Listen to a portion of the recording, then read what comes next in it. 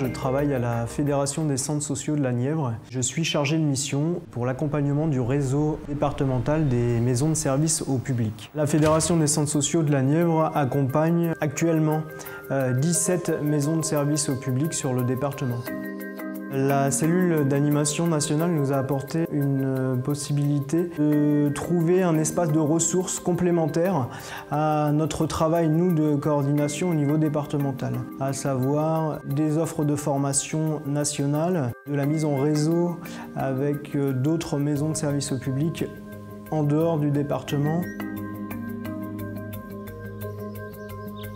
Déjà, ça a été une rencontre avec les personnes qui justement composent cette cellule d'animation nationale, une rencontre régionale qui s'est située à Dijon, une rencontre nos coordination avec la cellule, mais une rencontre aussi de certaines MSAP qui avaient la possibilité justement de participer à une grande messe.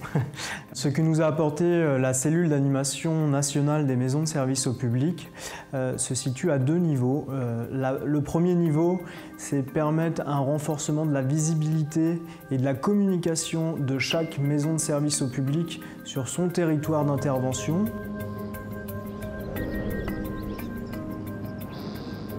Là où c'est vraiment intéressant, c'est de nous donner des outils nouveaux, exploitables rapidement au niveau de notre réseau. Le deuxième niveau, il est plus pour nous en termes de coordination. C'est la mise en place d'outils permettant d'avoir un visuel et de gérer l'activité de ce réseau de maisons de services au public sur la Nièvre et de faire valoir leurs actions en fait, avec les différents partenaires au niveau départemental.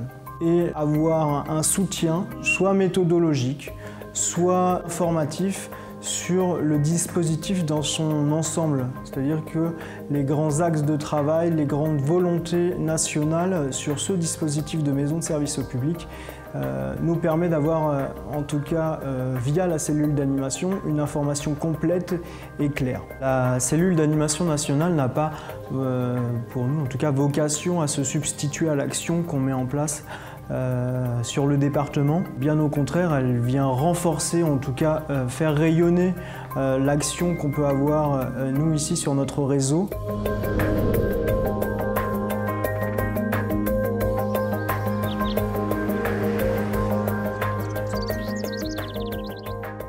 Vous êtes à la maison de service au public de Durtal, dans un territoire en fait, qui s'appelle la communauté de communes Anjou, Loire et Sarthe, donc territoire de 28 000 habitants et 19 communes. Tout au long de l'année, je fonctionne toute seule. C'est ce portail en fait, depuis qu'il est présent. Pour moi, il est très utile puisque quasiment tous les jours, en fait, je vais sur le portail, notamment sur l'extranet, pour aller voir les discussions, pour voir les documents qui sont dernièrement mis à disposition, pour pouvoir en fait prendre connaissance de ce qui, voilà, pour s'actualiser en fait, tout simplement. Sur le forum, je vais regarder s'il y a différentes actualités. Dans la boîte à outils du portail, nous trouvons aussi des fiches pratiques.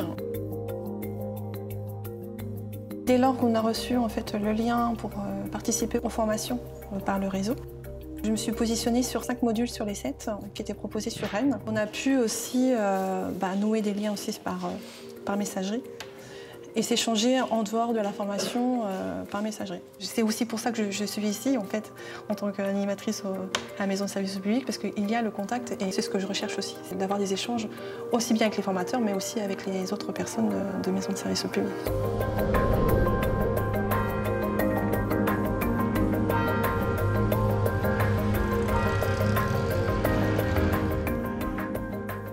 Le site national nous a mis à disposition un kit d'outils personnalisables avec le logo Maison de service au public qui nous permet de communiquer plus rapidement sur nos horaires, nos jours de disponibilité, les permanences.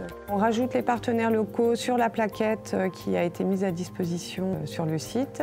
Tous les partenaires pour lesquels on fait un premier accueil et les services proposés et ce que nous, en tant qu'animatrices, on peut rendre comme service aux usagers. Ce qui a été très pratique pour nous faire connaître rapidement auprès des usagers, des cartes de visite, des affiches, du papier à en-tête, enfin tout ce qu'il fallait pour que nos adresses, nos coordonnées et nos horaires soient connus par notre public.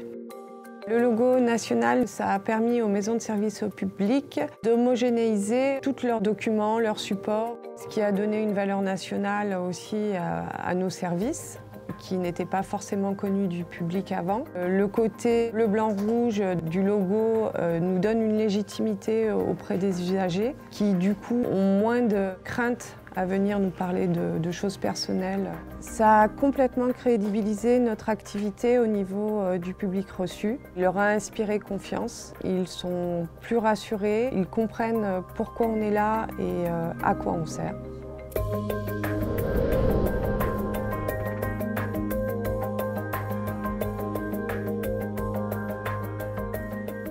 De tous les contenus disponibles dans la boîte à outils, celui dont je me sers le plus, c'est le pense-bête, la décharge de responsabilité et le kit de communication. Pour les outils, je me rends sur le portail des maisons de services au public. Donc je me suis connecté à notre espace. Donc je vais dans l'accueil extranet. Et là, on va dans s'informer, boîte à outils. Donc il nous propose plusieurs catégories. Donc moi, mes outils de communication, j'ouvre. Et là, il y a les kits bureautiques. On nous propose la carte de visite, le courrier, la signature électronique, le masque PowerPoint. Donc après, ils sont en téléchargement zip que l'on peut enregistrer et modifier à sa convenance. Le bulletin nous est utile pour avoir des informations sur le réseau, pour savoir vraiment ce qui se passe et ce qui se fait aussi sur d'autres maisons de services au public.